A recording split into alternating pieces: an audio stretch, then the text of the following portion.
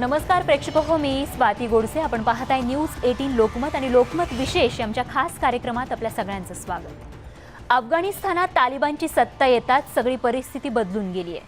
सामान्य नागरिकांमध्ये प्रचंड दहशत आहे.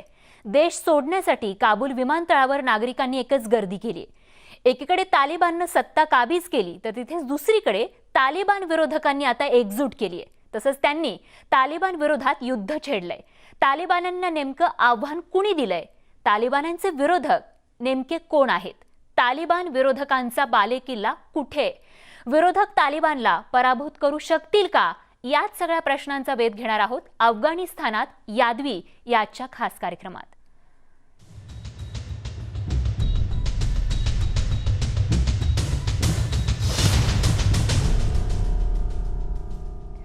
तालिबानांनी अफगाणिस्तानावर ताबा मिळवल्यानंतर अवघ्या 4 दिवसातच सामान्य अफगाणी नागरिकांकडून त्यांना विरोध होऊ लागलाय. अफगाणिस्तानातील नागरिक तालिबान विरोधात रस्त्यावर उतरून विरोध करू लागलेत. जलालाबाद आणि पंजशीरसह अनेक ठिकाणी तालिबानांविरोधात नागरिकांनी घोषणाबाजी केल्याचंही चित्र आहे. एकीकडे सामान्य नागरिकांकडून विरोध होऊ लागलेला असतानाच दुसरीकडे तालिबानी विरोधकांनी एकत्र येत रणनीती तयार केली आहे. शेरे पंजशीर अशी ओळख असलेला अफगाणी नेता अहमद शाह मसूदच्या मुलानं आता तालिबान्यांविरोधात दंड थोपटलेत आणि त्यामुळे आगामी काळात तालिबानला मोठ्या विरोधाला सामोरं जावं लागण्याची शक्यता नाकारता येत नाही.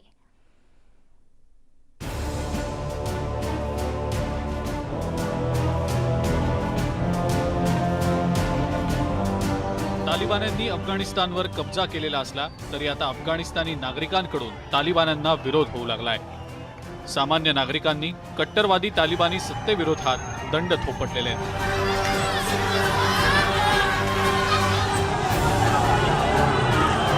अफगाणिस्तानमध्ये ठिकठिकाणी आता तालिबानला नागरिकांच्या विरोधाचा सामना करावा लागतोय. एकीकडे तालिबानी सत्तेविरोधात नागरिकांनी बंडाचा झेंडा फडकवलाय तर दुसरीकडे तालिबान विरोधकांनी आता जमवाजमव सुरू केली आहे. अहमद मसूदचं तालिबान्यांना आव्हान. तालिबान विरोधात फुंकलं रणशिंग. अहमद मसूदची युद्धाची घोषणा. अहमद मसूदनं तालिबानला थेट आव्हान दिलं असून तालिबान विरोधकांची एकजूट करायला सुरुवात केली आहे. अहमद मसूद हा शेरे पंजशीर अशी ओळख असलेल्या अफगाणी नेता अहमद शाह मसूदचा मुलगा आहे. 90च्या दशकात अहमद शाह मसूदनं रशिया आणि तालिबान्यांना जेरीस आणलं होतं. कट्टरवाद्यांनी अहमद शाह मसूदचा घात केला, पण आता अहमद शाह मसूद यांचा मुलगा अहमद मसूदनं आपल्या पित्याच्या पावलावर पाऊल टाकत तालिबान्यांविरोधात युद्धाची घोषणा केलेली आहे. अहमद मसूदनं नुकत्याच लिहिलेल्या एका लेखातून तालिबान विरोधातली आपली लढाई सुरू झाल्याची घोषणाही केलेली आहे. अहमद मसूदचं जर नेतृत्व त्याच्या वडिलांनी इतकं चांगलं असेल तर त्याला पुष्कळ यश मिळेल. अहमद मसूदनी एकट्याने लढायला नको. जे इतर गट आहेत, ज्यामध्ये हजारा आहेत, ज्यामध्ये उझबेक आहेत, तजिकी आहेत आणि इतर, या सगळ्यांना त्यांनी एकत्रित करायला पाहिजे पश्तूंच्या विरुद्ध, तर त्याला यश मिळेल. याच्याशिवाय त्याला रिसोर्सेस म्हणजे शस्त्र वगैरे पाहिजे, ती अफगाणिस्तानमध्ये मिळतात आणि त्याला मदत अनेक जण हे करू शकतात. परंतु नेतृत्व, लढण्याची हिंमत आणि अनेक वर्ष संघर्ष करण्याची क्षमता ही जर असेल तरच ही एकजूट तालिबानच्या विरुद्ध यशस्वी होऊ शकेल. अफगाणिस्तानमधील पंजशीर हा प्रदेश एकेकाळी अहमद शाह मसूदचा गड मानला जात होता. आता अहमद मसूदनंही या पंजशीरमधूनच तालिबान्यांना थेट आव्हान दिलंय. अहमद मसूदनं इंस्टाग्रामवर एक पोस्ट शेअर केली असून आपण अफगाणिस्तानातच असल्याचा दावाही केलाय. अहमद मसूदनं तालिबान विरोधकांची मोट बांधायला सुरुवात केली आहे. अफगाणिस्तानमधल्या पूर्व उत्तर आघाडीचे प्रमुख कमांडर आणि अन्य सहकाऱ्यांशी अहमद मसूदनं संपर्क साधल्याचं बोललं जात आहे. तसंच पाश्चिमात्य देशांनाही अहमद मसूदनं तालिबान विरोधातील लढाईमध्ये सहकार्य करण्याचं आवाहन केलंय. मदत करतील इन टर्म्स ऑफ रिसोर्सेस, म्हणजे शस्त्र देणं, लॉजिस्टिक्स पुरवणं, हे सगळं होईल. परंतु हे स्वतः तिथे लढण्याला तयार नाही आहेत. आणि नेमकं हेच आत्ता पण झालं होतं की ज्या वेळेला अमेरिकन तिथून पळून गेले, कारण त्यांना तिथे लढाई करून स्वतःचे सैनिक गमावण्याची इच्छा नव्हती. परंतु आज अमेरिकेने ट्रेन केलेले अनेक जण त्या भागात आहेत. तर त्यांना जर या पाश्चिमात्य देशांनी आणि खास तर अमेरिकेने जर मदत करायला लावलं तालिबान विरोधी आघाडी उघडण्याकरता आणि जर ते एकत्र आले तर यांची मदत ही अहमद मसूदला चांगल्या पद्धतीने होऊ शकते आणि मग तालिबानच्या विरुद्ध थोडीफार आघाडी होऊ शकते. अहमद मसूदनं तालिबानी राजवटीला आव्हान देऊन तालिबान्यांना पहिला धक्का दिलाय. आता विरोधकांची वज्रमूठ करून तालिबानवर प्रहार करण्याची अहमद मसूदची योजना आहे. त्यासाठी पंजशीरमध्ये तयारीही केली जातीये. ही लढाई तालिबानच्या विरुद्ध त्यांना अनेक वर्ष लढावी लागेल आणि त्यामध्ये आता लक्षात पाहिजे की तालिबानकडे जी सगळी शस्त्र अमेरिकेने मागे सोडली आहेत ती आलेली आहे. त्याच्यामध्ये रणगाडे आहेत, चिलखती वाहनं आहेत, तोफा आहेत, इव्हन विमानंसुद्धा आहेत. याच्याशिवाय 11 मिलिटरी बेसिस पण त्यांच्या ताब्यात हे गेलेले आहेत. तर आता त्यांच्याविरुद्ध लढाई करायची असेल तर हे जे मिश्रण करावं लागेल अहमद मसूद आणि विरोधकांना तालिबानाच्या विरोधात, तर ते 2 प्रकारचं, एक त्यांना पारंपरिक लढाई पण लढावी लागेल आणि याच्याशिवाय जे इन्सर्जन्सी बॅटल जे तालिबान करत होते ती पण लढावी लागेल. पंजशीरमध्ये तालिबानला नागरिकांकडून कडाडून विरोध होऊ लागलाय. तालिबान विरोधाचा वणवा पंजशीरमध्ये आता भडकला असून त्याची आग अफगाणिस्तानभर पसरण्याची शक्यता नाकारता येत नाही. अफगाणिस्तानचे राष्ट्राध्यक्ष अशरफ घनी यांनी अफगाणिस्तानमधनं पलायन केलं असलं तरी उपराष्ट्रपती मरुल्लाह सालेह यांनी तालिबान विरोधातला संघर्ष सुरूच असल्याची घोषणाही केली आहे. विशेष म्हणजे मरुल्लाह सालेह हे अहमद मसूदचा बालेकिल्ला पंजशीरमध्ये असल्याचं बोललं जात आहे. त्यामुळेच पंजशीरमध्ये तालिबान विरोधक आता एकवटण्यास सुरुवात झाल्याचंही बोललं जात आहे. पंजशीर हा तालिबान विरोधामध्ये नक्कीच महत्त्वाचा आहे, कारण हाच भाग होता जिथे पंजशीरचा जो शेर आहे अहमद शाह मसूद यांनी पहिले 10 वर्ष सोव्हिएट युनियनच्या विरुद्ध आणि नंतर अनेक वर्ष तालिबानच्या विरोधात लढाई ही केली होती. तर त्याच्यामुळे विरोधकांची एकी या भागात होऊ शकते आणि या भागावरती तालिबानचा कंट्रोल हा अजिबात नाही आणि या भागामध्ये तालिबानची यायची इच्छा होती, परंतु हे जे मसूदचे जे फॉलोअर्स आहेत किंवा अहमद मसूद वगैरे जे आहेत ते त्यांना तिथे येऊ देण्याकरता तयार नाहीत. तर त्याच्यामुळे हा भाग नक्कीच इम्पॉर्टंट आहे. कमांड कंट्रोल करता, लॉजिस्टिक्स करता, आपला एक बेस बनवण्याकरता, इथून पुढे हल्ले करण्याकरता. अफगाणिस्तानमधील पंजशीर प्रदेश हा काबूलपासून अवघ्या काही तासांच्या अंतरावर आहे. पण आजवर तालिबान्यांना पंजशीरवर नियंत्रण मिळवता आलेलं नाही.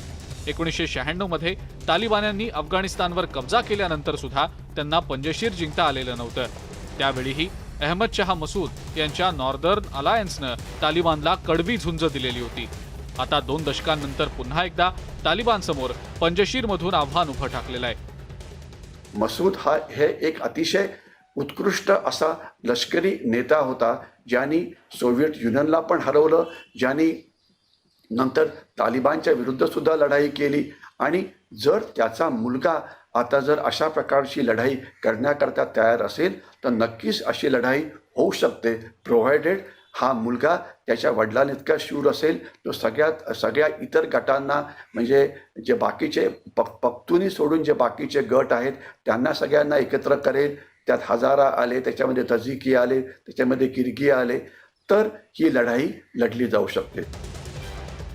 अहमद मसूदनं तालिबानच्या विरोधात युद्धाची घोषणा केली असून आगामी काळात त्याचे पडसाद अफगाणिस्तानभर उमटण्याची शक्यता नाकारता येत नाही. Bureau report, news 18 Lokmat, Mumbai.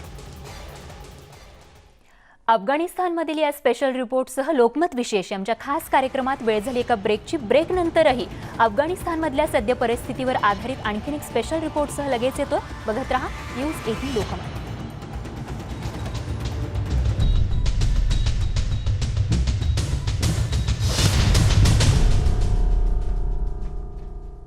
Lokmat विशेष आमच्या खास कार्यक्रमात आपल्या सगळ्यांचं पुन्हा एकदा स्वागत. आणि अफगाणिस्तानातल्या सद्य परिस्थितीवर आपण खास रिपोर्ट पाहतोय. विरोधकांनी तालिबानला थेट आव्हान दिले आणि त्यामुळे आता आगामी काळात अफगाणिस्तानात यादवी निर्माण होण्याची शक्यता नाकारता येत नाहीये. पण सध्या अफगाणिस्तानातील नागरिकांची अवस्था अत्यंत बिकट झाली आहे. तालिबान्यांच्या भीतीनं महिलांना घराबाहेर पडणंही कठीण झालंय.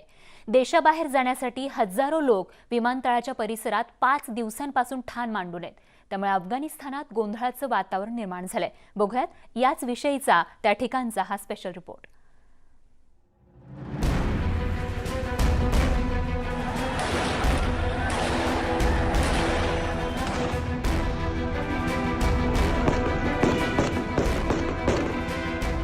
हे दृश्य आहेत अफगाणिस्तानच्या काबूल विमानतळावरची.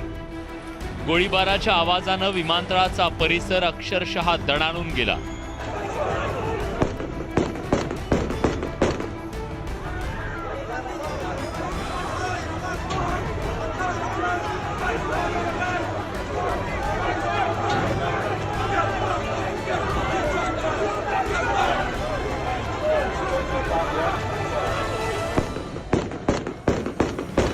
त्यामुळे तिथं असलेल्या नागरिकांमध्ये एकच पळापळ झाली. गुरुवारी सकाळी ही गोळीबाराची घटना घडली आहे. तुलू न्यूजनं दिलेल्या वृत्तानुसार विमानतळावर झालेली गर्दी पांगवण्यासाठी तालिबान्यांनी अंधाधुंद गोळीबार केला.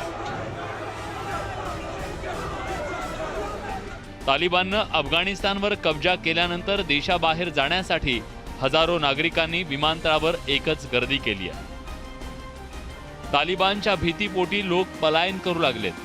गेल्या 4-5 दिवसांपासून काबूलच्या विमानतळ परिसरात ही अभूतपूर्व परिस्थिती पाहायला मिळते.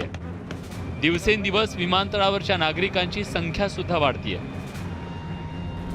तालिबान्यांनी सत्ता हाती घेतल्यानंतर अफगाणिस्तानातील नागरिकांमध्ये प्रचंड भीतीचं वातावरण आहे. दिवसागणिक भय आणि दहशत वाढत असल्याचं चित्र आहे. 1996 ते 2001 या दरम्यानच्या काळातील तालिबान्यांची अत्याचारी राजवट त्याला कारणीभूत आहे. सध्याचं जे तालिबान आहे ते पश्तुनी किंवा पठाणी आहे. आणि पठाण हे कोण आहेत तर ड्युरंड लाईन जी पाकिस्तान आणि अफगाणिस्तानच्या मध्ये असलेली सीमा आहे त्याच्या दोन्ही बाजूला जे लोक राहतात ते पठाण किंवा पश्तुनी आहेत. आणि तालिबान जे आता सत्तेमध्ये आलेलं आहे हे बेसिकली पश्तुनी आणि पठाण आहे. महिलांनी स्वतःला घरात कोंडून घेतलंय. रस्त्यावर तालिबानी रायफल आणि रॉकेट लॉन्चर घेऊन पहारा देत आहेत.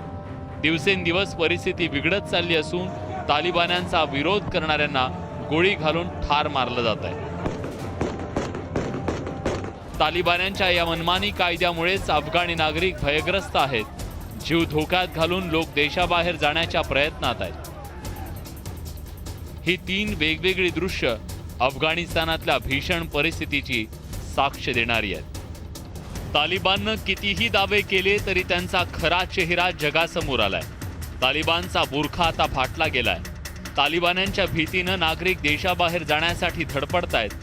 नागरिकांसमोर काबूल विमानतळ हा एकमेव पर्याय आहे. त्यामुळेच काबूल विमानतळावर अफगाणी नागरिकांनी प्रचंड गर्दी केली आहे. विमानतळावर प्रवेश मिळवण्यासाठी प्रत्येक जण धडपडतोय. एक महिला विमानतळाच्या आवारात जाण्यासाठी प्रयत्न करत असल्याचं या दृश्यातून पाहायला मिळतंय.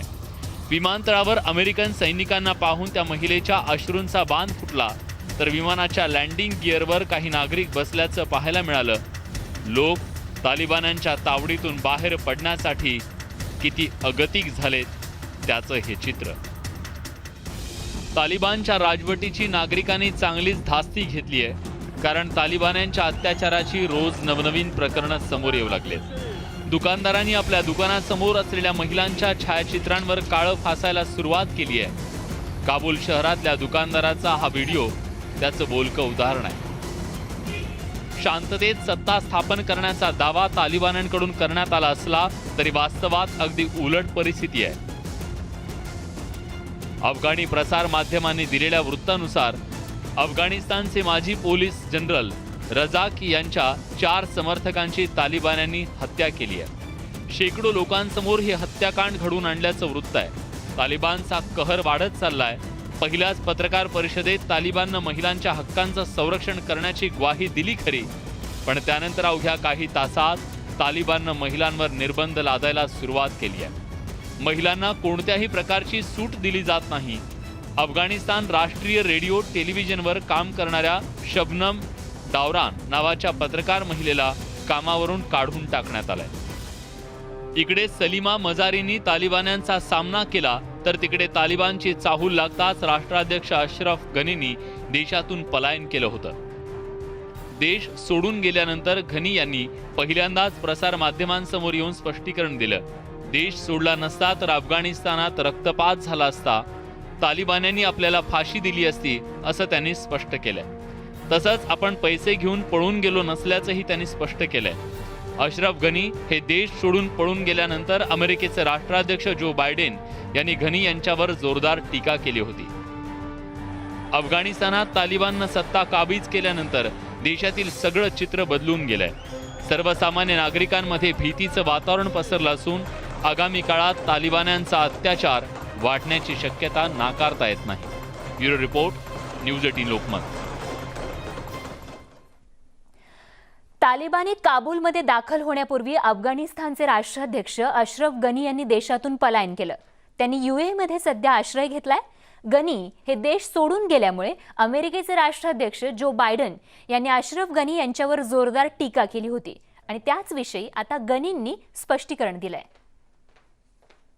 برای ترک کردن افغانستان با قدرت‌های بین‌المللی مقیم افغانستان نداشتم و این حادثه دفعتاً و تحت فشار همکاران امنیتی ما بود. من با یک پیراهن و تنبان، یک واسکت و یک جور جبلی مجبور به ترک وطن شدم.